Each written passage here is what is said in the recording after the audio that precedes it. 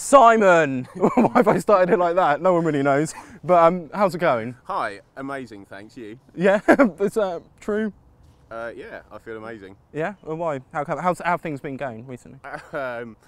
Things have been very interesting in the last couple of years. Yeah, okay. So if we go back 20 years before we get to how interesting they've been in recent times, if you have a quick look at this, this is a letter I wrote to myself 20 years ago, and the reason why we're standing here in this slightly surreal moment down at the lakes, which we used to frequent as children.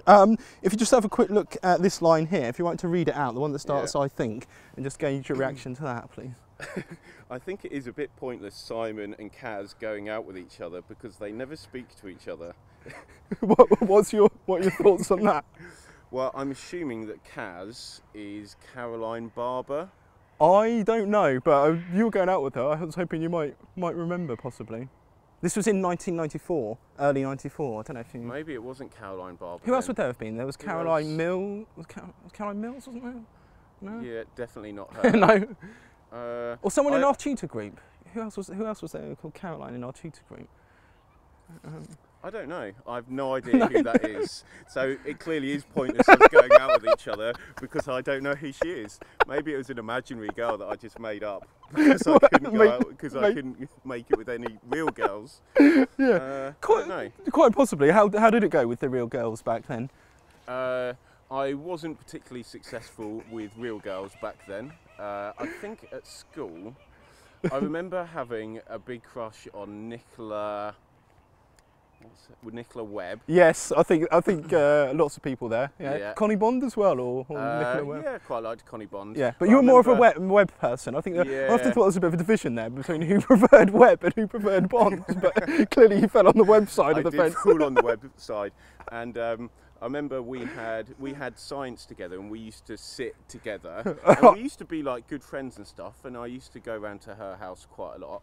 But she went out with Steve Nicandrew, I don't know if you remember. Yeah, yeah. And there were times when I think we could have maybe got together after they had split up, but I didn't really have the balls to actually do anything about it. And I remember one time actually, we were sat down the wreck, and we were drinking cider together on the slide, and I remember feeling her breasts. I don't know how that happened, but then I didn't follow through with anything else because I was like shit and didn't know what to do. I didn't have any balls or any confidence. Happy memories? No. No, how come? Yeah, I don't know. I was just joking, really. I think they're fairly happy memories. Yeah. But of that incident. Yeah. Of that incident, I think I would have liked to have been more confident to be able to have done something with it. So it's more of a learning opportunity rather than a happy or sad memory. Yeah, well, in terms of that sort of confidence and things like that, because I mean, personally, that's something I've suffered from, or probably still do to an extent with women, that I just find it, in terms of getting into conversation with them, when I'm actually in conversation in a group, I think I've got interesting things to say, it works okay, but it's just that initial, you see a hot girl in the bar or something nowadays. Yeah. Do people still call them hot girls? I'm not sure, but you see a hot girl and you think, I'd really like to go, and have a chat with her, but there's just something, I don't know if it's just like rejection in the past or something like that, probably, but that kind of prevents me from doing that. But what about yourself nowadays, with that learning process to gain that confidence? How did that come about? Is it there now? It definitely is there now, yes. Really? The reason I'm hesitating is because I'm wondering when to tell you what I do now. Right, okay. But I'll lead up to it, actually. Yeah, sure. Can I just grab my of course, mate. Yeah. So, a couple of years, during my 20s, I was go on. in Let's get to it, yeah. I was in a long-term relationship with a girl, and I was in love, but then we kind of fell out of love and we split up. I then went into the dating world and tried some online dating and some speed dating, but without really any success. Okay. And at that point, I didn't have any confidence to actually go out and meet people for real. It was exactly like you were talking about. You're in a bar, you see some women that you like, and it's like, how do I go up and how do I start a conversation with them? And I had a couple of really pivotal moments in my life, which one was that I read a book called The Game. Okay. Have you heard of that? I think a friend, Tom, at work possibly told me about that. Is that about how to interact with women or something? Yeah, it's a story about a guy who used to be rubbish with women and then he learned how to be good with women. And I read that and that gave me the inspiration of how to actually, well, it gave me the inspiration that being with women isn't necessarily something that you either have or you don't have. It's a skill that you can learn. And another pivotal moment was that shortly after reading that book, I was thinking, wow, this is amazing. This is something that I could actually do. I went to Magaluf on a stag do, which was Matt Woodmore's stag do, which I was the best man for. And over those few days, I think I chatted to a couple of women, but didn't even snog a woman. And in Magaluf, I was thinking, wow, that must be like the place to go and get laid, pick up women. Yeah. But I realised that I was useless. So I then embarked on a journey of how to become better with women, and I'm now actually working as a dating coach and taking people out and teaching them how to be more confident and how to be better with women. Tell us about that. Okay. Well, after that holiday in Magaluf, I was like proper rock bottom and I was thinking, what the fuck am I doing with my life? Yeah. And I didn't feel like a real man. So I went on some coaching myself, which was like a weekend boot camp coaching, which was really eye-opening, and it gave me some of the skills that I needed to actually be able to approach and interact with women in bars, in coffee shops, in the street, pretty much anywhere. And then I just went out and every single weekend, Friday and Saturday night, and also meeting women during the day, found some friends who were interested in doing it as well, and then just got better and better and better. And then I decided that I wanted to do this as an actual job because it was something that I loved and it was something that I was passionate about. I then did some more coaching because I felt like I wanted to get my skills to another level, which was a company called socialattraction.co.uk. And while I was on that coaching weekend, it felt like I was on some kind of job interview, even though I wasn't. And I said this to the coach, Gary Gunn. And at the end of it, he actually offered me a job to do some coaching for him. Wow. And now that's what I do. I've got 2 jobs at the moment, and that's one of the jobs that I do. Just very, very briefly, what's the second one? I work for National Grid as a project manager. Okay, so back to the first one. That sounds done as fuck. Yeah, it's dull as fuck. Hence why I'm not doing it. Yeah, the first, mate. This is, you know, my first reaction is this is, you know, really, really interesting. Like you told, you know, when we made contact via Facebook earlier on in the week, you said it was really interesting. And I was speaking to Hilda, you know, who's filming today, and we were wondering what it was, and we were thinking, you know, is he a porn star? Because, you know, that's probably the dream. You know, like I went to see old school friends, and you know, now one of them's a porn star. You're not doing that quite clearly, but Really? well, when you say really, do you mean? Oh, what? I thought you said that one of the other friends you saw was a porn star. I wasn't listening. No, sorry. My Yeah. point was, we were predicting you may be a porn star or something like that, but I'm not a porn star. obviously not. But just, I mean, in terms of that, I mean, that's not something you'd be predicting when you were younger at all. No way. If someone had told me when I was 16 Yeah. or when I was 25 or even 2 years ago that this is something that I would be doing as an actual profession, then I would have laughed at them and told them they were stupid and sent them off to some mental institution because Yeah. they were clearly mad. But when it was a really pivotal moment when I became single and I realised that I needed to get another girlfriend, and I realised that I didn't have a clue what to do. And it almost made me feel like less of a man. Yeah. And I wasn't happy with who I was. Yeah. And I realised that it was something that I just had to overcome. And that's why I've been through, well, a long journey over the course of the last couple of years, which has had some amazing moments, and it's also had some moments where I've thought, what the fuck am I doing this for? Some moments when I've gone out on a night out and every interaction's gone really badly and I think, well, why am I doing this? This is just you out in a pub or a bar or a coffee shop on your own. It would be, well, I have gone out by myself Yeah. before, but I normally go out with a couple of friends who are interested in the same thing. Okay. Which is to go out and to meet women. Yeah. And yeah, I've got to a point where I could go out on a night out and get a few girls' numbers on a night out, maybe get a few like snogs and maybe even take a girl home with me. Yeah. And I've dated loads of women over the last couple of years, and what I found was that I've got to a level where I'm pretty good now and I know what I'm doing, and I've helped some of my friends, and I found that really rewarding. And why I wanted to get into this as a job is because I've been through a real journey myself, and I feel like I can really help other people who have been in similar positions to me to actually find love and find romance.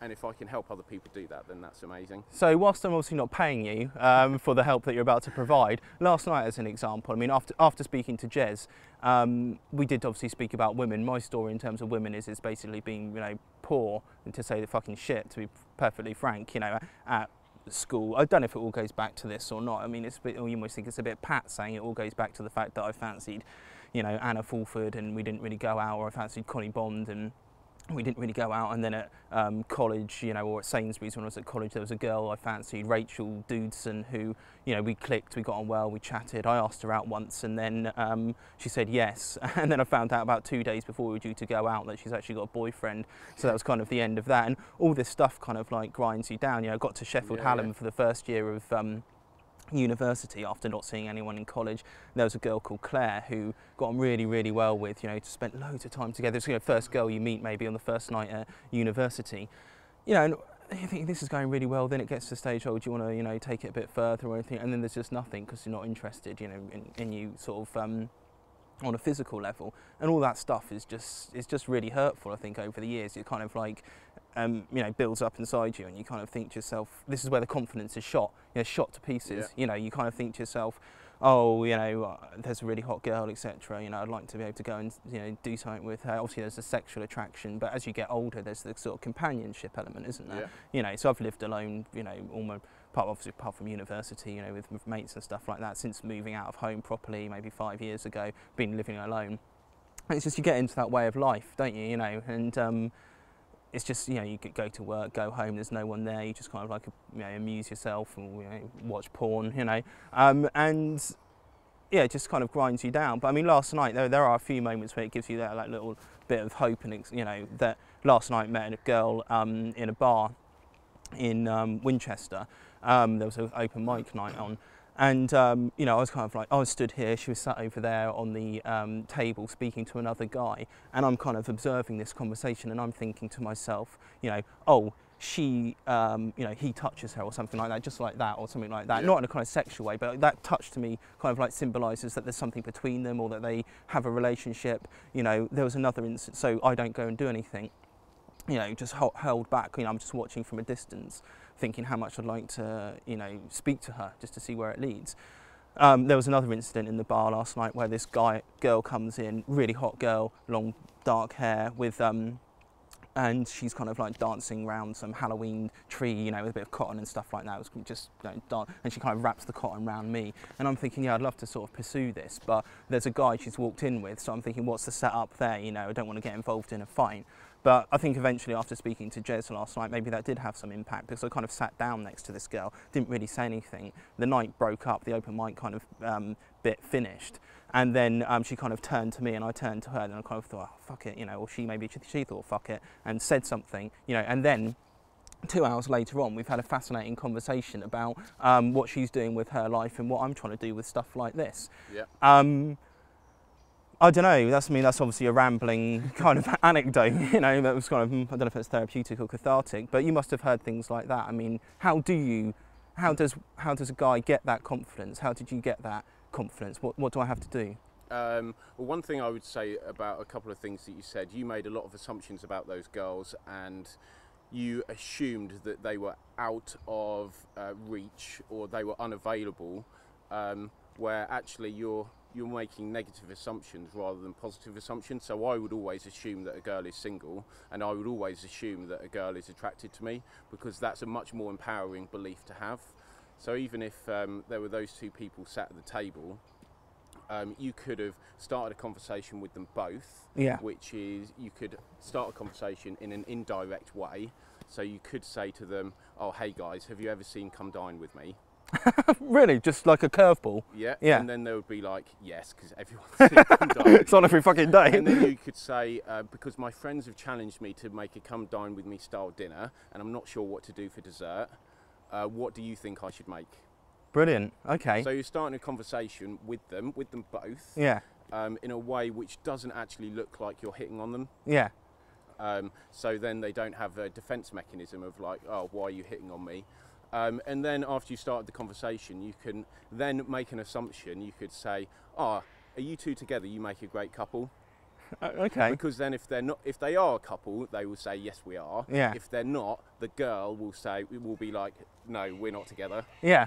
And then it makes it completely clear. But you're almost asking in a way because you're giving them a compliment, right? Rather than trying to find out if she's single because you're trying to hit on her. Okay, so point 1, come dine with me.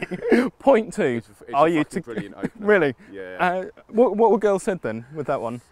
Well, normally I will give them some options. So I will talk about what the starter is, what the main is, and then I'll give them 2 options for the dessert.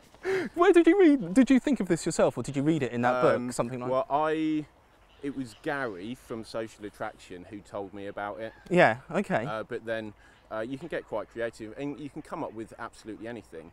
So this week I was writing an article about Tinder. You remember? Yeah. I was asking you questions, which was about what the best opening line is on Tinder. Okay. And I've written an article about it, which is available on socialattraction.co.uk. Right. If you would like to read it.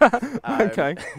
I'll send you a link. Yeah. And I was out on Wednesday night, and there were 3 really hot girls in a bar. Yeah. And I went up and asked them, and I said, do any of you guys use Tinder? Yeah. Because I'm writing an article about it at the moment, and I'm interested to know what you think the best opening line is. Right. Okay. And then at the end of the conversation, I got one of the girls' numbers, and I got a text from her this morning. Well, I've been texting her over the last few days, and I've got a text from her this morning basically asking me out for a drink, or telling me that she wants me to buy her a drink.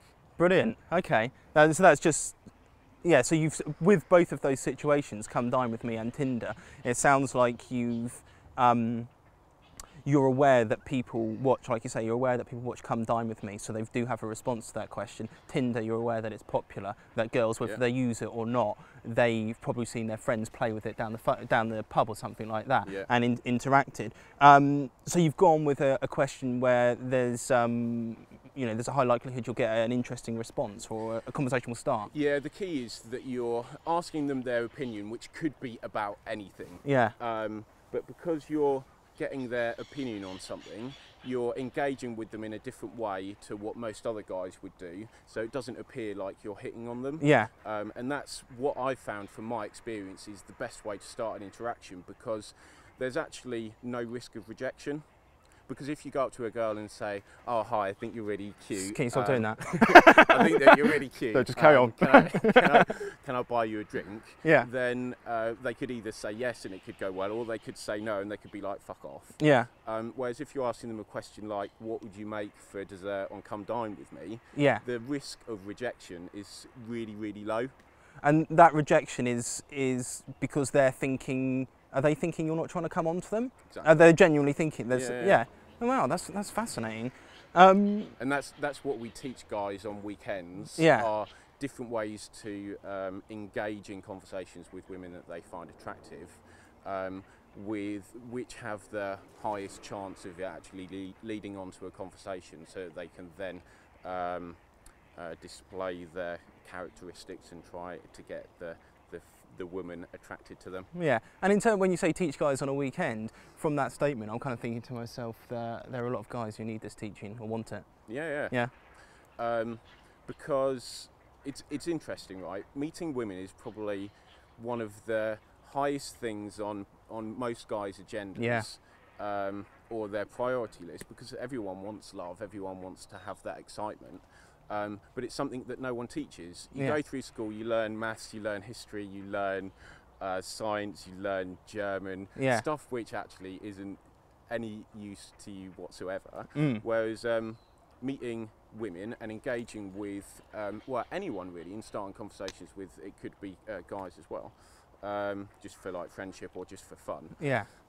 No one teaches you that stuff. No. And it's something that some people have naturally, and some people learn as they grow up, because they might be in situations or environments like they have a big family and they interact with people all the time, but other people don't have that naturally, so a lot of people need to learn that. And that was like me. How fulfilled are you with this? Because, you know, there is often I mean, in terms of the job, it sounds like you're fulfilled, which is great. So I suppose therefore you are fulfilled, I'm presuming, but maybe I shouldn't be presuming as you've been telling me. What I'm trying to say is there's this assumption that possibly a guy who fucks around, you know, goes and shags loads of women and stuff like that is possibly, you know, looking for some kind of love on a, you know, on a deeper level, you know, whilst they're getting, you know, sexually satisfied, you know, ultimately they're probably looking for the one. Maybe that's an assumption. You probably know more about me, more about this than I do. But you personally, you're in this kind of game. Obviously, it's work as well. But are you looking for? You had that relationship with a girl back then. Are you looking for something like that again? Yeah. You are.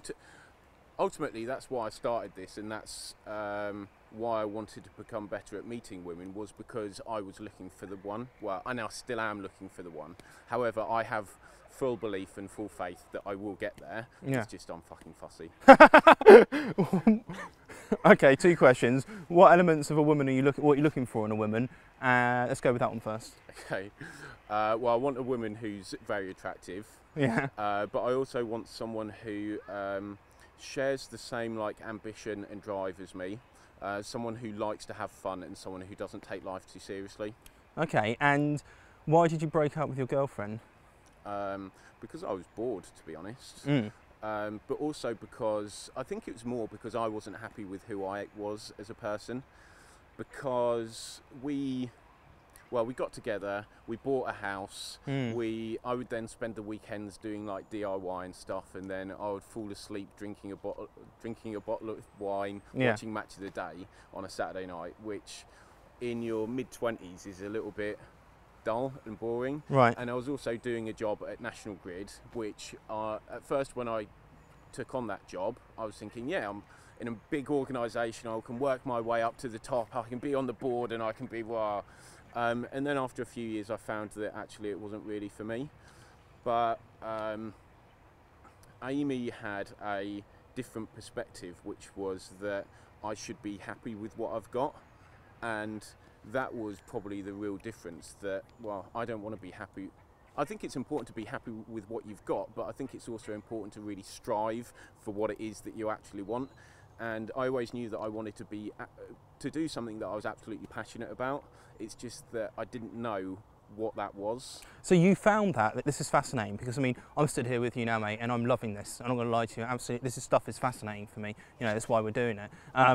And it's been since doing this journalism course at the uni, it's been I call it a game changer. I don't really like that word because it sounds horrible for some reason, but it's changed my life, I think, in many ways. But it took me a lot of time to sort of say, yes, I am going to do this, but I was stuck in that rut, you know. I mean, whilst I'm doing my 9 to 5, probably a bit like you are now, you know, you're doing things on the side, trying to get things going.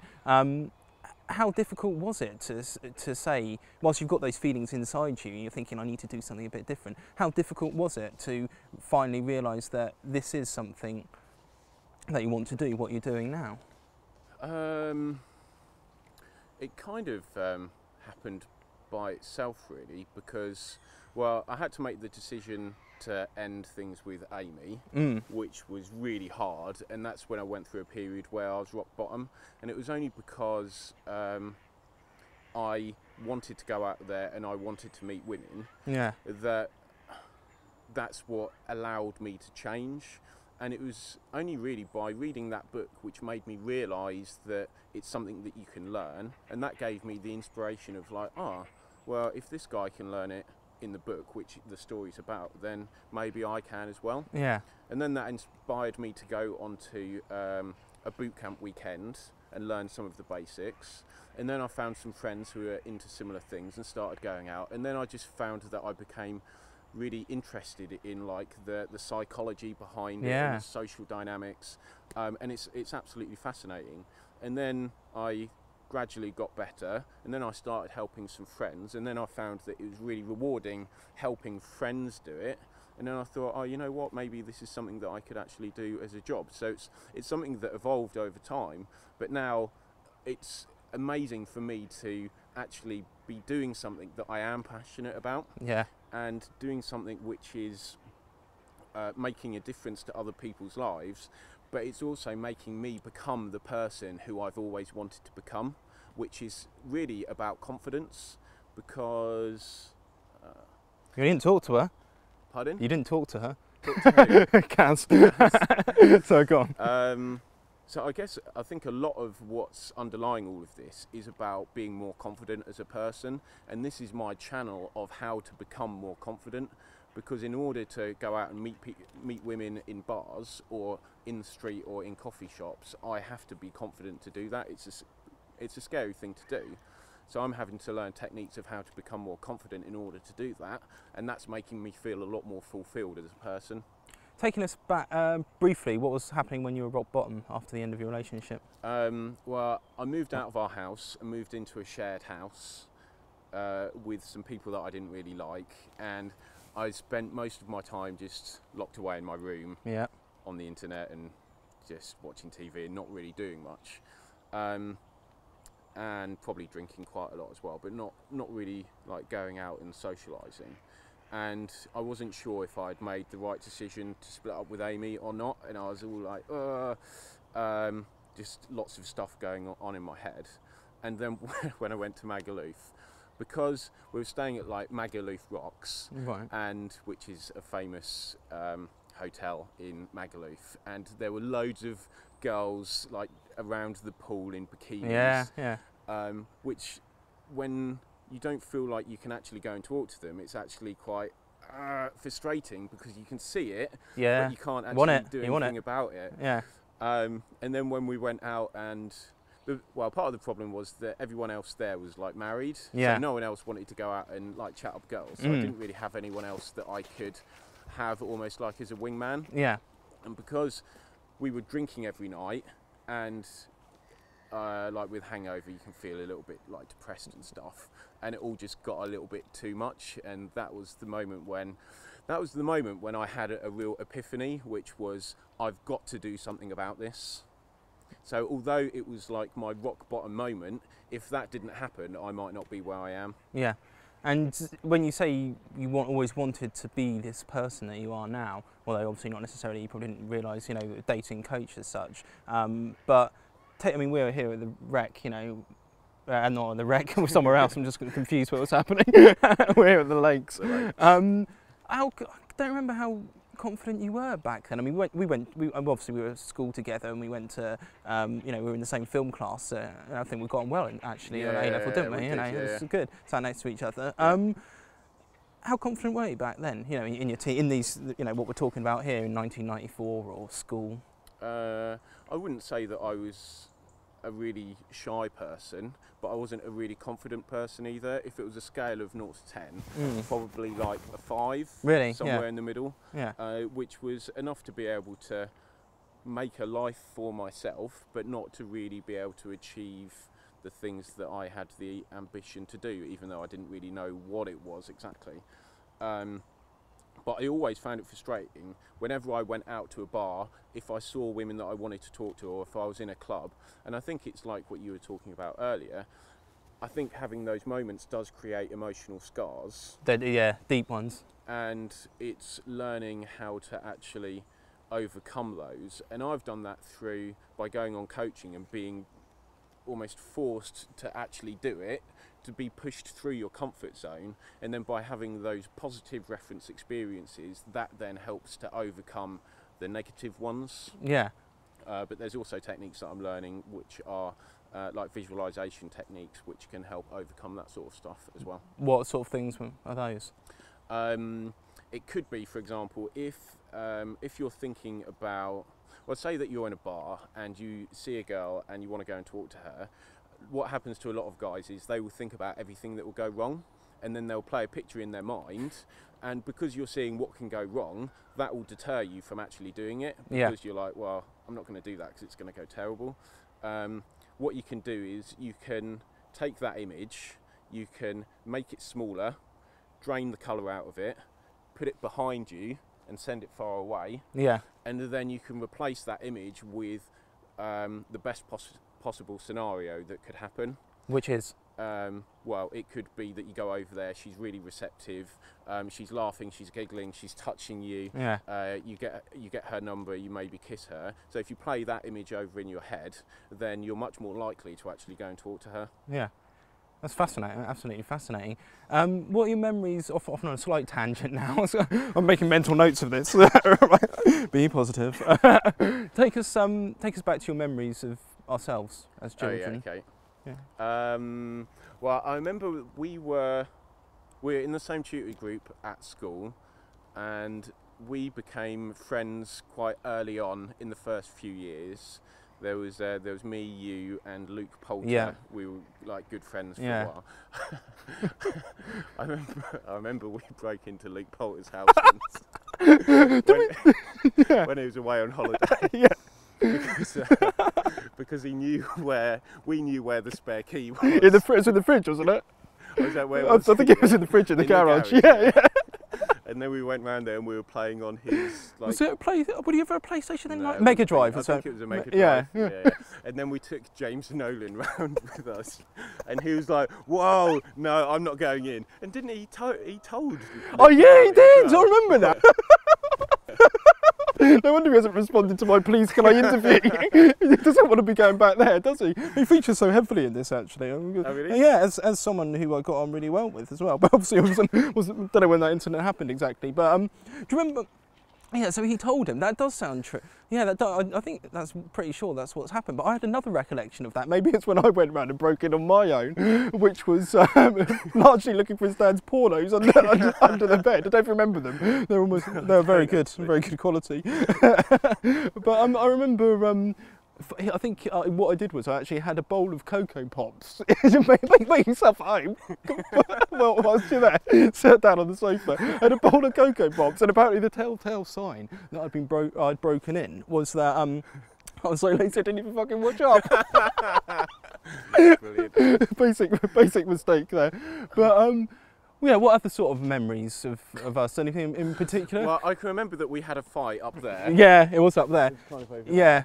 I can't remember what it was about. Yeah. It's I'm certain on this. You occasionally strayed from the path of righteousness, shall we say? Go on, what are you thinking? It was something about deodorant. Yeah, you're there. Basically, you had a deodorant, and you'd come down with a pyrotechnic attempt. You'd light a lighter, and it would create a flamethrower. Yeah. And I think we were slightly further down there, and you weren't letting me have a go with this, which was really, really annoying me. And so essentially what I decided to do was, I think what I did was I went up there actually, and in the, because there's a load of pine needles I think, if you look around it, I think I wrote something like Simon's a cunt or something like prick or wanker or whatever. And I don't think you were particularly happy with that when you saw it. So you basically, but what was your memory from there, taking it forward? I can't really visualise what happened, but I imagine what did I start on? Yeah, I don't know who started on who exactly. You possibly, you or me, but you basically beat me up. I did. Yeah, and then I think what happened is you got a bit. I don't know the specifics of this, but then I think my sister might have been here as well. And then you did something. I don't know if you swore at her or something that I really didn't appreciate. And I don't think Luke appreciated it. I don't think you. I'm certain you didn't hit her or anything like that. But Luke didn't appreciate this either. So I think then he just kind of like pinned you against a tree or something like that, and then I think pretty sure he won that. Okay. Won that fight. But I apologise. Yeah, that's why I'm here, Simon. Thank you. So, thank you. Just want to apologise. No, I don't know. Yeah. Was that like the end of our friendship? Because I remember we were friends like probably in the maybe first, second, and third year. Yeah. And then we weren't that close towards the rest of the like time in Thorndon. But then we. College, we sat next to each other in film studies. Yeah, and I thought we got on really well. Yeah, we were good friends then. Yeah. And then after college, we just that went was off in different directions, and that was the end of it, pretty much. So I don't think I've seen you since, have I? No, I don't think so. Quite weird, but yeah, that was. I don't know if necessarily that was the end of our friendship or not, but I think you were right, probably right by saying, that we obviously drifted apart near the end of school. Not for that, I don't know if that was the pivotal moment. It's interesting. I was speaking to Jez the other day, yesterday, and he was saying how we, me and him were kind of close or good friends and such like a lot of people were, I think, who were in the same tutor group in the early years of school. But then we kind of drifted apart. in the latter years of school, and he was saying he was one of the guys who'd go down the wreck and have a cider and everything like that. And Jez did? Yeah, apparently. No, he fucking did. He never went down the wreck. What's he talking about? He said, yeah. No. Right, okay. Jez, where are you? You on that one or that one? If you're watching, I'm disappointed in you. I'm disappointed in you. Because Jez was part of the KP. Do you remember the KP? Yeah, Kingsway Posse. Oh, brilliant. Yeah. Go on. Which they didn't really go down the wreck. No, I was surprised. I don't know if I was surprised when he said that or not, but maybe in my mind I was kind of thinking that maybe that's how we drifted apart because he was going down there. No, I went down the wreck like every weekend. But yeah. I was friends with people like Charlie Butler. Yeah. With Andrew Mould, Martin Tyrrell, Matt Woodmore. Carly Taylor. Yeah, Carly Taylor, and then who were the other girls? Not Jackie. Wouldn't have been Jackie Friend, would it? No. Who was friends with Carly Taylor? Helen Pegg? Yeah, people like that? I remember hanging out with Helen Pegg a bit, and there was Joanne Chaffin? Yeah, not so much. They were kind of friends with Charles and Steve, weren't they? Yeah. Which we did go through a phase of hanging out a little bit with Charles and Steve, but they were a bit fucking crazy. Yeah, I think, yeah, to be honest, when I opened this, I was quite glad that they didn't feature in it. You know, it's like, the guys that beat me up at school, how much do they want to see me again? I'm not entirely sure. But maybe it probably would be interesting to speak to them now. Actually. So yeah, I think we were friends in the early years, and then I got more friends with that sort of group. And I remember I did go through a stage of hanging out with some people from Toynbee as well. You fucking traitor. How dare you? And used to go down Frine Wreck sometimes. Frine? Yeah. Which was when I was friends with Charlie Butler, which I think was about the 3rd year. Yeah. And then I think the 4th and 5th year I was more friends with Mould and with Matt. Yeah. Who I'm still good friends with now. Yeah, and you're going off to see him soon then. Yeah. You're still friends with Mould? Yeah. Really? How's he doing? Yeah, he's good. He's he was married. Oh, really? He then got divorced. Okay. He's now getting married again, and he's got 2 kids. Oh, right, okay. What does he do? He works for Lloyd's Bank. Does he? Yeah. What, in Southampton or something, locally? Or? Yeah, he works in a branch as like an account manager type thing. Oh, okay. Yeah. Oh, well. Which I see Mould probably... Oops. Oh, sorry mate, I'll get it. Yeah, I see Mould probably about once every 6 months, maybe once a year. Okay, yeah, so you're still in touch with him. Yeah. In terms of like keeping friendships, you're saying you're friends with Matt Woodmore all these years. So, I mean, what does he do? Matt works for British Gas. Okay.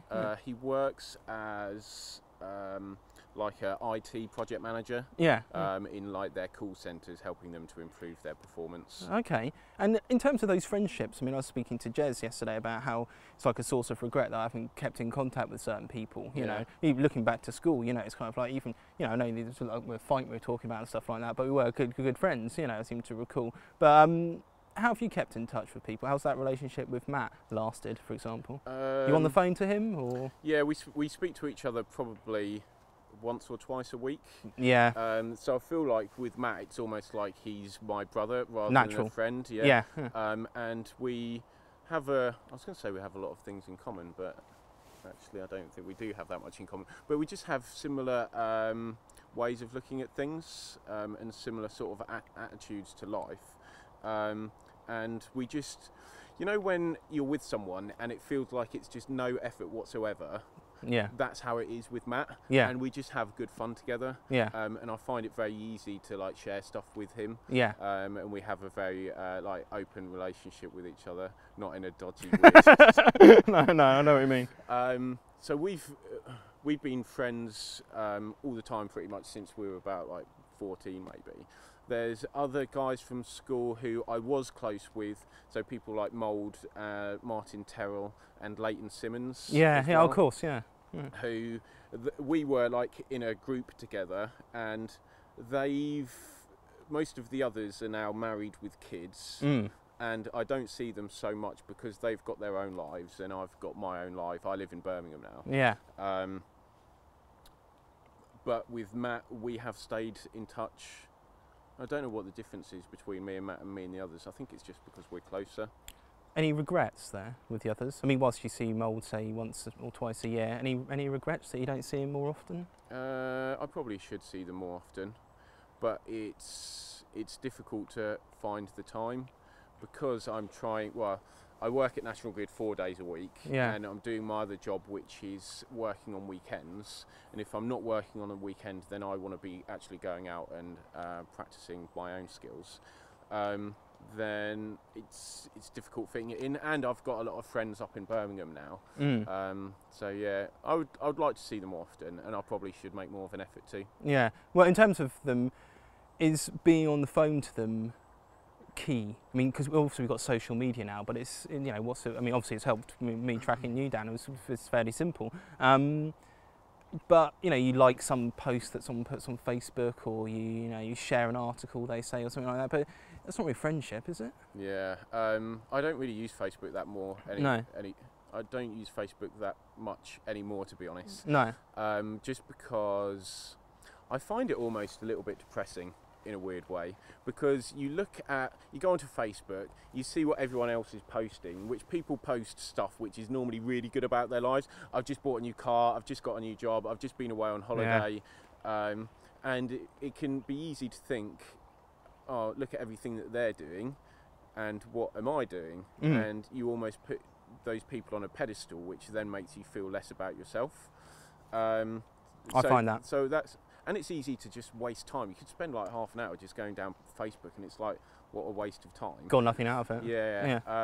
So the only reason I use Facebook now is if I get messages from people, but I very rarely look at actual posts that people have put. But I do think that it is a good way of keeping in touch with people, because like, if it wasn't for Facebook, then we probably wouldn't have found each other again. Yeah. And I do think that even though I don't really like Facebook, it's useful just to be able to send a few messages now and again, because talking to someone on the phone that you haven't seen for 6 months, it's something that you can easily put off, because it's like, oh, I haven't seen them for 6 months. If I talk to them, it's going to have to be a half-hour conversation, and it'll be all the, hi, how are you, what are you up to now, blah, blah, blah, blah, blah. Whereas you can just send a quick message, and it makes it a lot easier, because you're not having to invest quite so much into it. Do you find, that's interesting you mentioned that about, you know, if you don't speak to someone for 6 months, then you're on the phone to them, and it might be a half-hour conversation. For me, I mean, I'm thinking of university friends now, the more weeks ticked by, or months or years ticked by, the harder I found it to pick up a phone. So I don't nowadays, because I think to myself, shit, what do we have in common except the fact that we got pissed for 3 years in Manchester, you know. So it's interesting you say that. It's a different approach, that you think you could pick it up and have a long chat to someone like Mould. No, I agree with exactly what you're saying. The longer it goes, the less likely I would be to speak to them, which is why stuff like Facebook is useful, so that if you haven't seen them for ages, you can just drop them a note, and it's easier than picking up the phone, because you have to go through maybe a little bit of awkwardness. But it's interesting, like, I'm going to Argentina next month, and I'm going to go to Santiago while I'm there, because there's a friend from uni who lives there, and I haven't seen him for a couple of years. But because I was going there, I sent him a message saying, I'm coming to Argentina, should I come over and visit you in Santiago while I'm down? Yeah. Which I know Santiago's in Chile, not Argentina, by the way, just in case you were thinking. Yes. But it's very close, when you mention it's very close to the border of Argentina.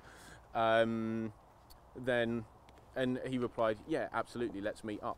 Yeah. Whereas if I had to pick up the phone and say, oh, hi Russell, I'm coming to South America, should I come and see you? Then I might not have done it. That's interesting, that. I mean, in terms of, you know, you're going to Argentina in a couple of weeks' time, what are your hopes and dreams for the future compared to what they were back then? You obviously touched upon confidence and things like that. Yeah, well, I was thinking, when you sent me the message, I was thinking about, like, when I was 14, 15, 16, what it was that I wanted to do.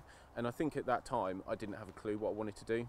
I just went through the motions of school, college, university, go onto a graduate scheme, because that's what everyone does. At National Grid. At National Grid. Yeah. And it wasn't until like a few years later that I was thinking, what am I really doing with my life? What do I really want to achieve? And then I had loads of different ideas of stuff that I could do. I was going to start my own brewery. Oh, really? Okay. Which was going to be called Mahout Brew House. Sounds good, yeah. Where's that come from? Mahout, I got it when I was in Sri Lanka. Mahout is the name of an elephant trainer. Oh, really? Okay, yeah. I just like the sound of it. And it's only almost by luck and by chance that I've figured out what it is that I want to do. But then it's not by luck, because I've always been looking for what I wanted to do, and it's only by trying lots of things. Like I've been travelling to lots of different places. Like I've been to Peru and to Brazil in the last couple of years, and I went to Vietnam last year, and I'm going to Argentina. Holidays. Yeah, like travelling for. Went to South America for 4 weeks last time. Went to Vietnam for 3 weeks, and I'm going to Argentina for 3 weeks. So they're like extended holidays. Works cool with that then. Yeah. And then backpacking around. Okay. And I've done stuff like I've performed stand-up comedy. Brilliant. I've done that. Yeah. Which was really scary, but really rewarding as well. And at the moment, I'm doing improv comedy. Really? Yeah. Go on. Which is like, well, you know, I was doing those. That gibberish language to you. That's where that came from. One of our lessons was all about gibberish. Right, okay. Where like we would talk gibberish to each other, and then there would be someone who would have to interpret what we're saying to each other. Yeah. It's very much like Whose Line Is It Anyway? Do you remember that? Yeah. So go on then. Kachi paki paha. What's that darito? Ah, tipa no bikaki chapa. What's that patula? Pajaki pati haho. Fatanguni. Kacha. Yeah, that's so that's just like one element of it, but improv is lots of different exercises that we play together, and actually it's good lessons for general life, which is not thinking with your conscious brain, but using your subconscious to come up with whatever the best thing to do or to say is, because a lot of the time people can be inside of their own heads. They're not really listening to what the other person is saying, because they're trying to come up with what they should say next. Yeah. Whereas actually, if you really listen to what the other person is saying, you will come up with what the next thing to say is instinctively through your subconscious. Yeah. Which is, can you do a joke to one of these cameras from your stand-up? Which one? This one here? This one here, yeah. I used to love playing with my Nintendo when I was younger, but I think I used to play with it a little bit too much, because I used to give myself blisters, and I even made myself bleed once. And my mum, she was really worried about me, so she took me to the doctors to see if he could help. He was really good, and he gave me some advice. He told me to stop using the controller to masturbate with. But seriously, he was really good. He gave me some advice. He told me to come back if I was still having problems. I'm seeing him again on Tuesday. Brilliant, I like it. Yeah, I tried stand-up comedy in Winchester once, and that's something I'd love to get into as well. But yeah, I really enjoyed it. Yeah, it's great. I went on a course learning how to do it. Yeah. Yeah. And I'm still friends with a couple of people who were on that course. Yeah. Yeah. Okay, tell me one of your jokes. So I went to a Michael Barrymore television presenting masterclass the other day. I walked in, and within the first minute, Michael turned to me and said, "John, look in that camera and be funny."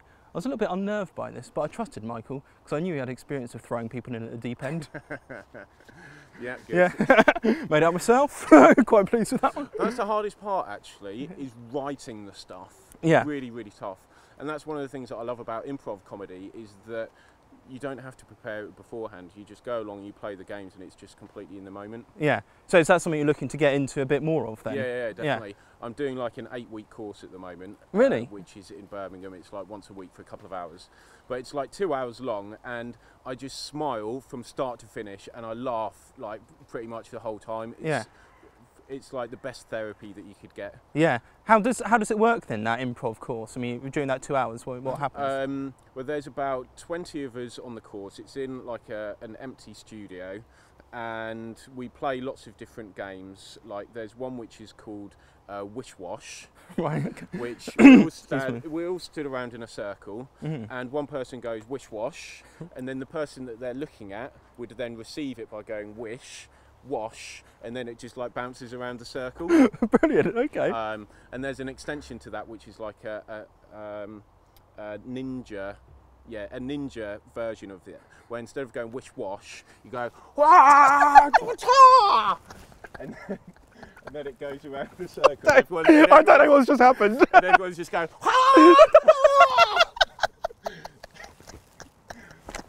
and then it just bounces around the circle like that.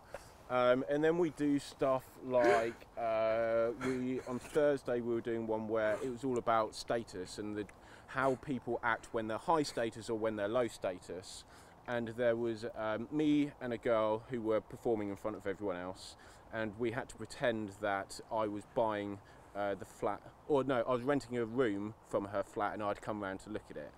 So then we acted that out, and we both had to be a high status person and had to try and get one over the other. So she's in that situation, she's looking to rent a flat from the landlady? Or? She's the person that owns the flat. She's renting her room out to you, and I've come round to look at the room, ding dong, and to look at the flat, and then we would act that out.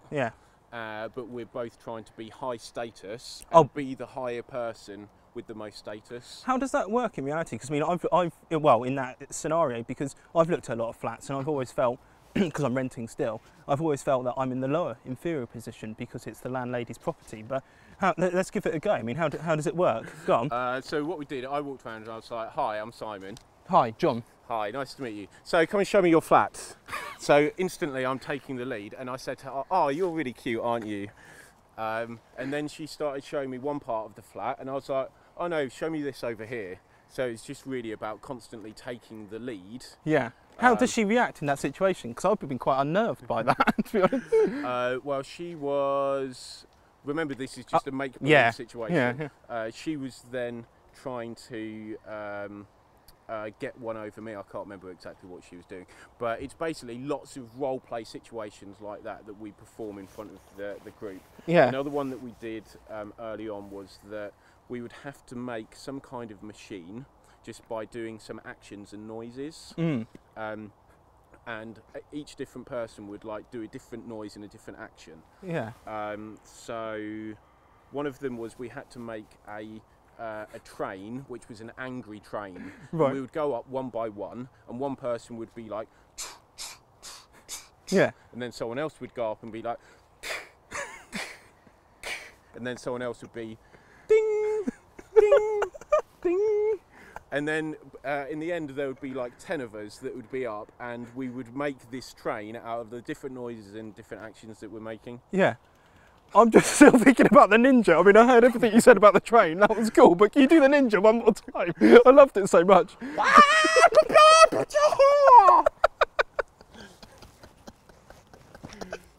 You know what? I think, yeah, I mean, I can't remember my whole life, but I think that's probably one of the most surreal things I've ever seen, Simon. But you should try it. See if they've got one going in Southampton. Yeah, yeah. And we'll do, or take a trip up your way, might be nice. Yeah, yeah. But I really, really appreciate that. It's been great. Yeah, yeah, of course. It's been really good. Cool. I've enjoyed it. All right, cheers, mate. That's, yeah, it's a wrap then. Okay. Brilliant.